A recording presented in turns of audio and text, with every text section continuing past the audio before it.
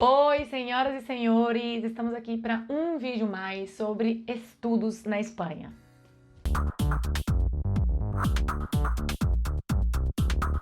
Hoje eu quero falar sobre minha experiência aprendendo espanhol. Algumas pessoas me perguntaram quanto tempo eu demorei para aprender, se foi muito difícil, como é a vida, como é o idioma, se existem preconceitos em respeito à forma como a gente fala, porque esse sotaque do brasileiro, mesmo falando espanhol, é muito difícil de perder. Imaginem vocês, eu moro na Espanha morando mesmo minha residência há 4 anos, mas há 6 anos eu tenho esse vínculo com a Espanha. E todas as pessoas dizem que eu falo muito bem. As pessoas se espantam com o fato de eu conseguir puxar o sotaque andaluz e conseguir reproduzir esse sotaque. Mas todos eles mencionam a mesma coisa. Depois de 2, 3, 4 frases, eles percebem que eu sou brasileira. Por quê? Porque meu sotaque brasileiro eu não vou perder. E nem quero perder. Porque foram 20 e tantos anos, eu mantenho o vínculo ainda com o meu país e quero manter, então é muito difícil perder. Então, assim, o que eu digo a todo mundo? Falar bem espanhol é falar de forma correta, pronunciar de forma correta, conjugar de forma correta. Não é falar como um espanhol. Você nunca terá a necessidade de se converter em um nativo da língua espanhola. Você não precisa perder as suas origens e nem precisa, e eu nem quero no meu caso, porque eu acho que a função do idioma é comunicar. Se você consegue se comunicar sem erro e às vezes com erros leves, você já teve muito êxito nesse idioma. Então, qual é a minha dica para aprender o espanhol? A primeira coisa, não queira ser perfeito. Não busque a perfeição num segundo, num terceiro idioma. O espanhol é o meu segundo idioma e eu só aprendi que eu não precisava buscar a perfeição quando eu aprendi o meu terceiro idioma. Porque a função do idioma é comunicação. Não é nunca e nunca será perfeição. Então, essa para mim é a minha primeira dica sempre. Não busque a perfeição. Segundo, sem vergonha na cara, gente. Vamos perder a vergonha, vamos perder o medo. Sem vergonha mesmo. No começo você vai ter erros, no começo você vai ter falhos gordíssimos.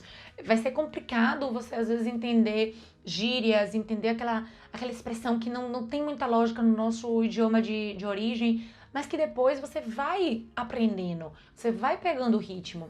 Mas não pode ter vergonha. Não pode ter vergonha de errar, não pode ter vergonha de falar diferente, não pode ter vergonha de falar errado, não pode ter vergonha da sua pronúncia. É complicado? Não vou dizer você que não é, mas se você tiver vergonha, se você tiver medo, se você achar que vai estar sempre fazendo errado, vai ser mais difícil ainda. Então, perde a vergonha, tira essa vergonha da cara e se joga mesmo. Uma terceira coisa do espanhol que eu acho muito importante é que aqui é uma faca de 2 fios. Porque o espanhol, ele é muito parecido ao português. Então a gente vai ter uma vantagem e uma desvantagem nesse sentido. Qual é a vantagem de você ter um idioma tão parecido? É mais fácil de aprender. Muito mais fácil de aprender, tem o mesmo raciocínio na hora de formar as frases, na hora de conjugar os verbos. Qual é a desvantagem? Você corre o risco de falar portunhol e de escrever portunhol. Então, vamos colocar na balança para que essa vantagem e essa desvantagem se equilibre muito, certo? Por quê? Porque a vantagem de você ter um idioma tão parecido na hora de se comunicar é que você vai ter menos problemas de comunicação. Mesmo que você erre, as pessoas vão te entender. A desvantagem, você corre o risco de se acomodar, começar a falar portunhol e não evoluir, não melhorar nesse idioma. Como as pessoas te entendem, você continua falando errado. Eu conheço pessoas que estão na Espanha há mais de 20 anos e continuam dizendo carreira quando querem dizer carreira. E parece uma idiotice você dizer carreira e carreira, mas não é, porque carreira com doble R, carreira significa faculdade, graduação, fazer uma faculdade. Mi carrera es de derecho. Yo en la carrera estudié derecho.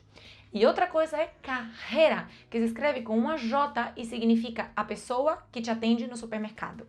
O caixa do supermercado que vai passando, né? A pessoa que está lá trabalhando é uma carreira. Esta noche he visto a una cajera muy guapa. ou yo trabajo de cajera en el Mercadona.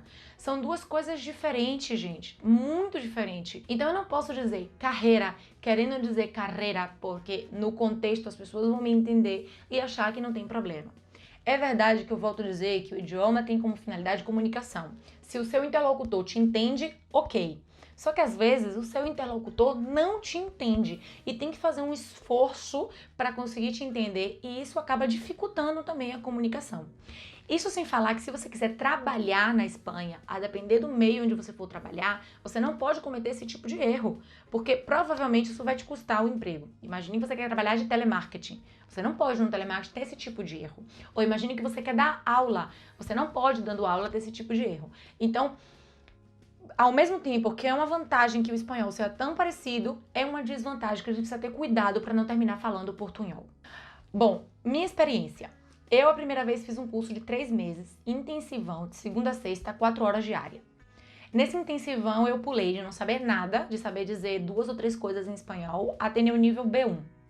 O nível B1, na verdade, todo mundo pode ter. Você estuda um pouquinho e tem. Eu fiz 3 meses de curso de inglês na Inglaterra e saí também com B1. E meu inglês era péssimo. Então não é isso. É questão de estudar um pouquinho e saber o básico, você já sai com B1. Quando eu voltei para a Espanha, que eu vim morar definitivamente, que eu já estava no mestrado e tudo isso, em 3 ou 4 meses depois de já estar morando, eu já estava com um nível de B2 bastante avançado. Hoje eu já tenho o nível C2, que é o nível mais alto da marca, do quadro europeu de idiomas. Mas por quê?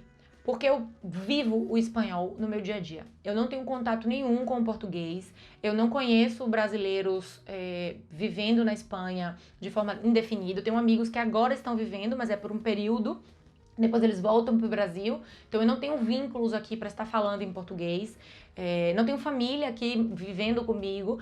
Então, na verdade, pausa para esse vídeo. Sim, nesse momento eu tenho meu pai e minha mãe que estão aqui passando uma temporadinha comigo. Eu tô muito feliz. Mas enfim, deixamos isso para outro vídeo. Então, o que acontece? Meu espanhol, eu trabalho em espanhol, eu falo com meu marido em espanhol, eu dou aula em espanhol, eu estudo em espanhol e eu escrevo em espanhol. Então, claro, é normal que você melhore muito rápido, porque você vive, você tem esse idioma durante 24 horas no seu dia. Então, é normal que você melhore mais rápido do que uma pessoa que está aprendendo idioma no seu próprio país. O que eu aconselho para as pessoas que querem vir morar na Espanha? Faz um curso antes para aprender o básico, para ter uma noção, pelo menos, de verbo ser e estar, dias da semana, como pedir coisas básicas na rua. O básico do básico, para chegar aqui, fazer um curso mais intensivo e depois, no próprio dia a dia, se você quer melhorar, melhora muito rápido, porque ao ser parecido e você se esforçar um pouquinho, rapidinho você tem o espanhol fácil. Outras pessoas me dizem, eu vou morar, mas eu vou morar porque eu vou tentar uma oportunidade de vida nova, eu não quero gastar dinheiro com um curso de espanhol intensivo, são caros, realmente eles são caros. O que eu posso fazer? Mergulhar na cultura, se relacionar o máximo possível com espanhóis, estar todo dia lendo espanhol, lendo jornal, vendo TV, e em 3, 4, no máximo 6 meses, vocês vão ver como o espanhol é muito parecido ao português. Gente, eu bato na tecla todo dia falando é muito parecido, porque realmente é muito parecido. Muito parecido. E a estrutura é muito parecida. Qual é o meu conselho máximo para o sotaque? Para aprender a falar com mais ou menos uma ideia parecida a como as pessoas da região onde você está vivendo falam. Por que eu acho isso importante? Porque você acaba tendo um pouco de regionalização também, eu acho importante de verdade. O que foi que eu fiz e que comigo funcionou? Escutar muito. Escutei muita entrevista, vi muita reportagem, vídeo no YouTube, falei com muita gente para escutar, para ir pegando essa matiz. É verdade que tem coisas que eu demorei mais, tem coisas que eu demorei menos. Por exemplo, aqui em Sevilha as pessoas não usam muito o som do Z. Então, por exemplo, a palavra cabeça em português, a gente diz, é como uma C cedilha, mas a gente diz uma S, cabeça. Em Sevilha, eles também falam exatamente igual, mesmo que a pronúncia correta da Z seja cabeça, com essa língua entre os dentes. Quando eu cheguei, eu não conseguia ver a diferença entre cabeça e cabeça. Para mim, era cabeça. E pronto, e funcionava. Tudo bem. Com o tempo de escutar, de ouvir, eu comecei a perceber qual era essa diferença, que era sutil no começo e que agora eu vejo tão clara. Cabeça, cabeça. Sapato, sapato. Mas, sinceramente, isso é importante? Para o idioma, não. Não, é importante para mim, porque eu acho importante a questão da regionalização. Eu gosto de aprender a respeito dos diferentes sotaques. Mas se você não quer, não faz diferença. Você pode dizer sapato, sapato, que vão te entender. Você pode dizer cabeça ou cabeça, que vão te entender. Até porque dentro da própria Espanha, você vai ter diferentes regiões que vão pronunciar a S e a C, theta, de forma diferente. Então, quando eu digo que você tem que melhorar e se esforçar para não falar o portunhol, não estou dizendo que você tem que falar perfeito. Até porque não existe perfeito, correto em espanhol. Você vai variando, depende da região. Mas você tem que se esforçar para não cometer erros que te induzem a outras palavras que têm outros significados.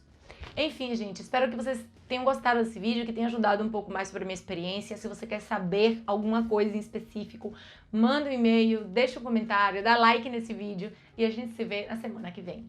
Um beijo enorme!